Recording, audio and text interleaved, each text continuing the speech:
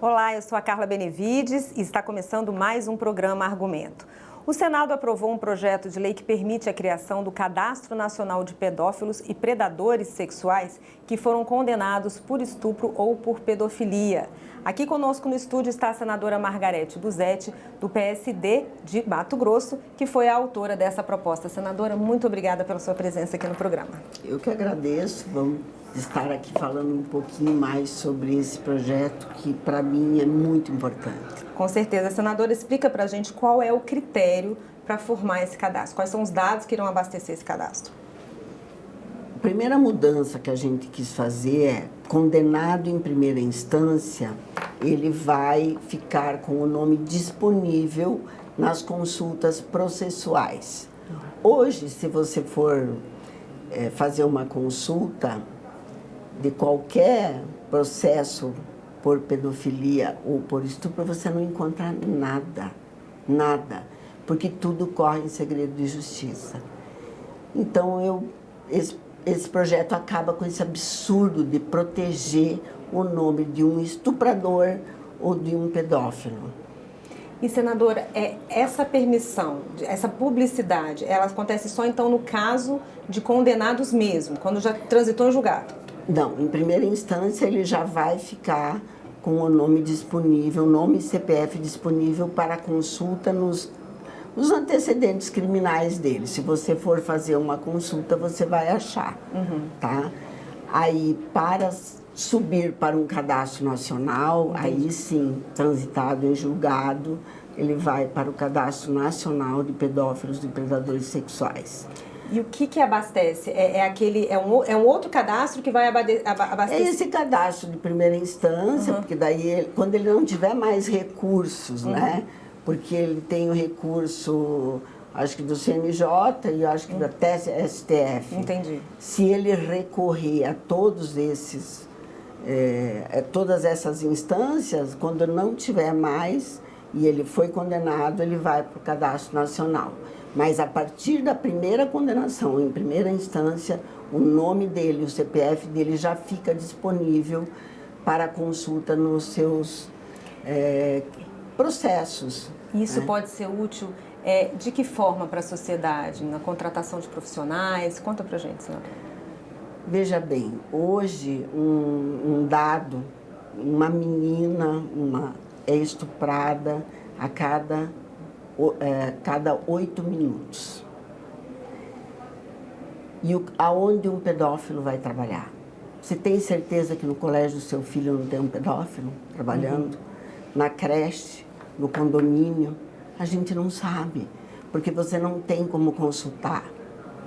Eu ouvi até que, mas o nome dele tem que permanecer no cadastro só enquanto ele estiver preso, porque depois ele pode prejudicar a ressocialização dele. E a sociedade aqui fora? Como que fica? Até hoje, e aí fiquei pensando, sou uma novata na política, nós temos a maior bancada feminina, mas muitas são suplentes, como eu, somos 4, acho que suplentes. E é uma bancada extremamente masculina. Será por isso que nunca pensaram em fazer uma lei dessa? Onde fique disponível o nome de um pedófilo ou um estuprador? É o mínimo que a gente tem que fazer.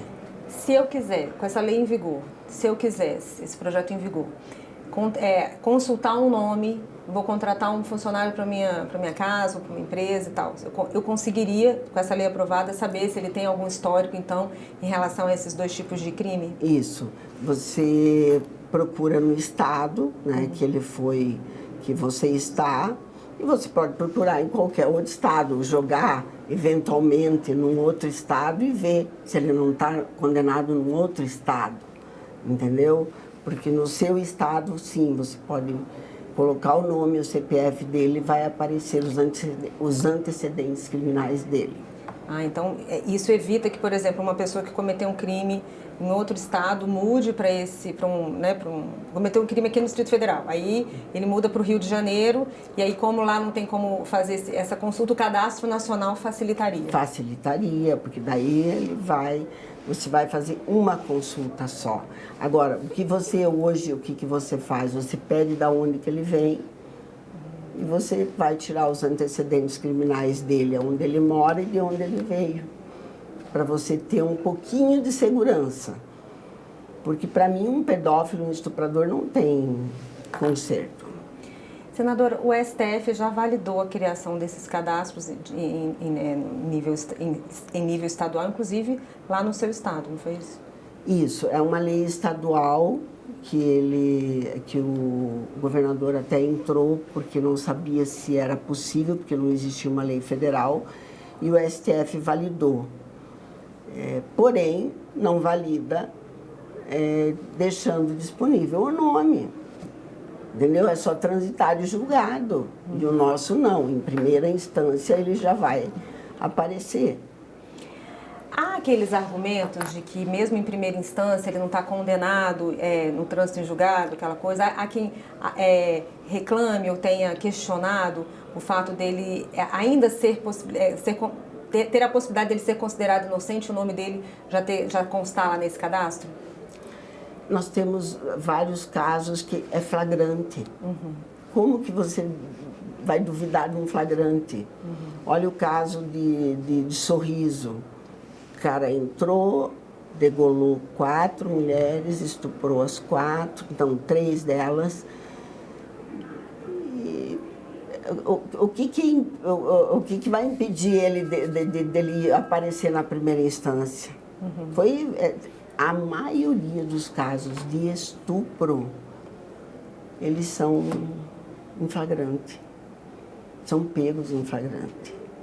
A não ser aqueles casos que é em casa, que muitas vezes é o pai, é o tio, aí a criança começa a se mutilar na escola, aí o professor vê, denuncia, chama conselho tutelar. Esses casos não é flagrante. Senadora, quando houver essa consulta, o nome da vítima vai ser visto? Não, preservado. O nome da vítima sempre preservado. Uhum.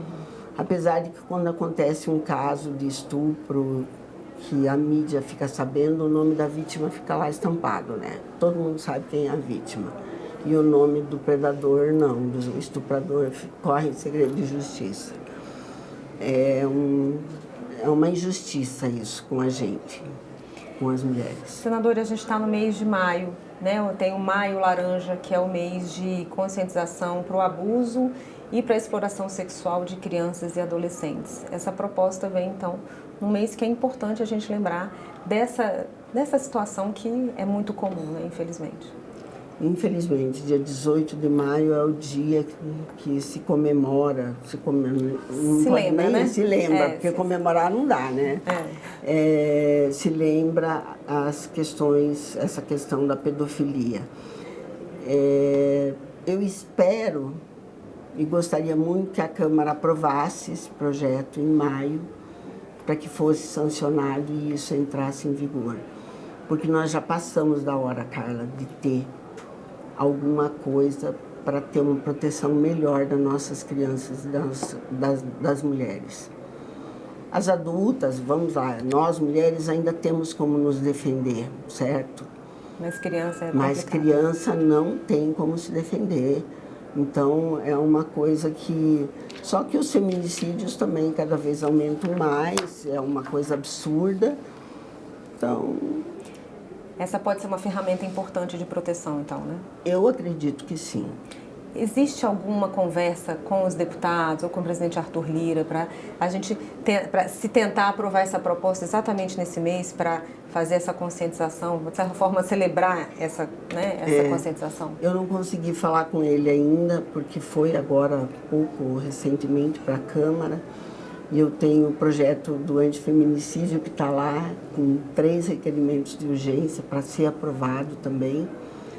E agora esse. Então é mais um, né?